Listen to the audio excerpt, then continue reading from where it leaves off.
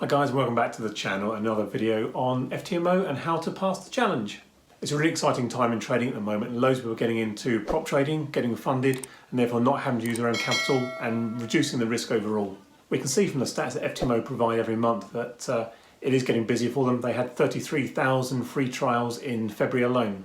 And as more people discover these firms, it's only going to get busier and busier and busier. So if you're new to prop trading and taking the challenge, you really want to be armed with as much information as possible before starting out. This video is not going to be the holy grail that says do these 3 things and you will pass. But what I can do is give you information that I use to pass the challenge and other people have used as well. So by the end of it you'll know what to do, how to go about it, and be armed with all the tools you need to be able to pass the Ftmo challenge.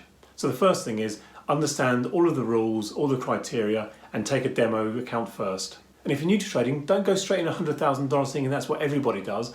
People start off lower than that. Get comfortable with the values, because a lot of people have never traded a $100,000 account before, and before you know it, $1,000 seems a massive amount, but in reality it's only 1% in return.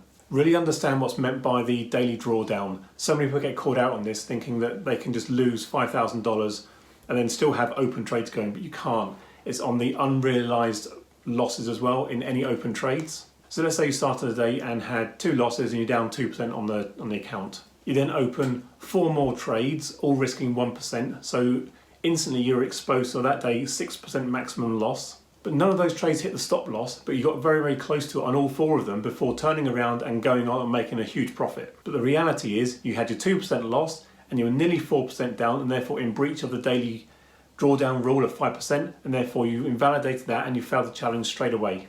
My second tip is start the challenge when market conditions are good.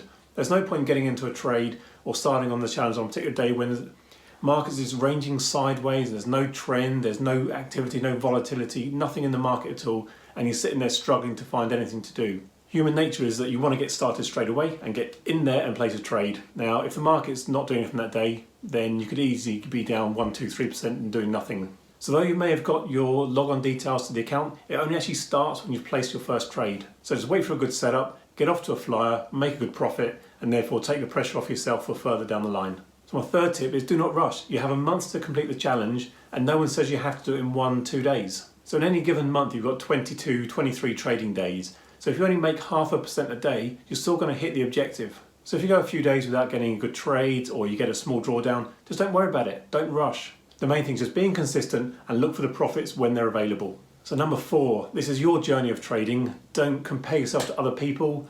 Don't try and be in a competition to do it quicker than other people. There's plenty of videos out there saying I passed in 1 day, 2 days, 3 days. Ignore it. Just do your own thing. And if you pass on the last day of the challenge, fantastic. Don't worry about it. Just do what you have to do to get where you need to be. So my 5th tip is don't focus on the 10% to start with, because the closer you get to it, the further away it seems to get. The only thing, when you're chasing a finite number, 10% return for example, as you get closer and closer to that actual achievement of it, it seems to get further away.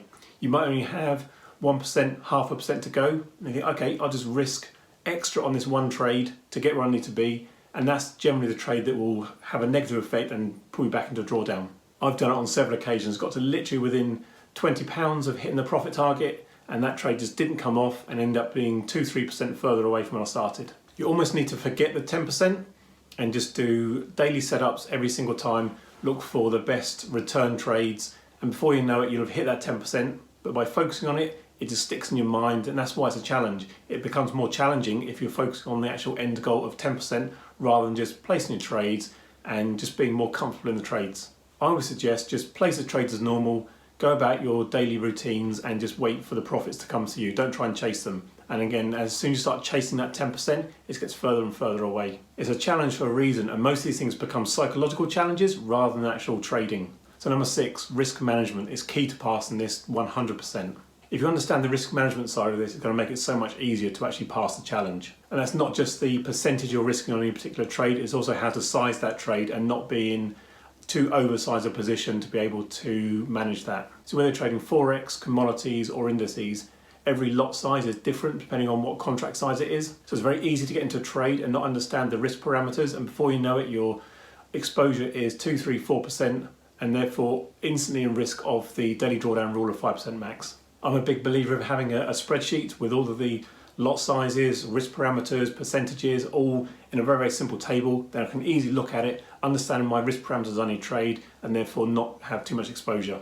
So my number 7 is a bit counterintuitive in that you should aim to end the challenge just in a profit, even if you don't hit the 10% goal. The reason for that is Ftmo will offer you a free retake. So as long as you haven't validated any of the other rules, you're going to get another go at it. And it might be that you started the challenge, everything went off well, you end up being in a profit, but it started going to a drawdown midway through the actual month. And rather than over risking on each trade, just make sure you get to the end of the month in a profit and have another go at it. Because psychologically, as soon as you start trying to force a trade and force trying to make percentages and profit return, the inevitable will happen and you end up more of a drawdown and more of a loss. So my final tip is to try and trade every single day. One of the rule criteria is you must trade for at least 10 days within the particular month. And if your particular strategy is waiting for the perfect setup to get in and get that 10% return on one particular trade, it might mean you end up waiting 2 weeks, 3 weeks to get there. And before you know it, you haven't got enough days left in the month to pass that one criteria of 10 days. So you can do some real small trades, 0.01 lots for example,